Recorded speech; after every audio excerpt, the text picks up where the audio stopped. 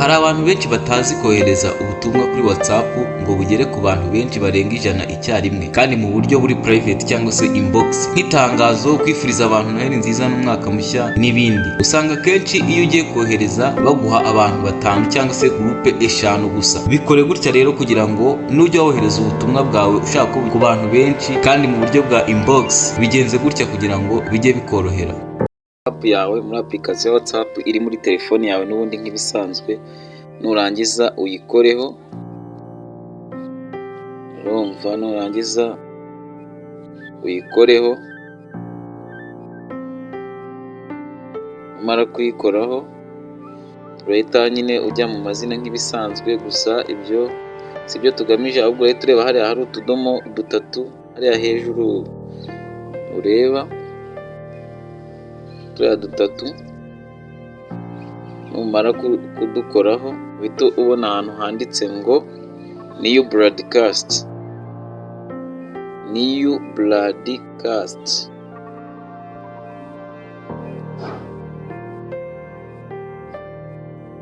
tubona ahantu handitse new broadcast. So numara kuhabona urahita ukirikaho, naho tuza urabona turi mu bantu batandukanye bahise baguha. Abantu rero ushaka ko ubutumwa bwawe bwageraho, uraza ugende ukora ku muntu, ukora ku izina ry'umuntu uko ubishaka, noneho urakora ku mubare ushaka cyangwa se abantu ushaka ko bigeraho. Numara kubikora gutyo urahita uza n'ubundi, urahita uza hano hari akantu k'akavi gahari, niko urahita ukoraho. Numara kugakoraho urahita bakwereka uburyo bwo kwandika nk'ibisanzwe. Iyo ugiye kwandikira umuntu ubutumwa, ubwo urahita uza wandika ahangaha message ushaka gutanga, wenda twandike ngo happy new year. Numara kwandika ubutumwa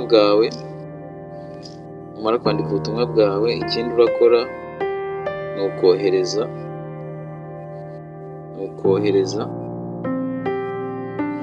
uhita uza ukore kuri ka kamenyetso ko kohereza, n'ubundi ubutumwa bwawe burahita bugenda. Ndagushimiye rero we n'ubundi warebye iyi video, ni iby'agaciro kubana natwe.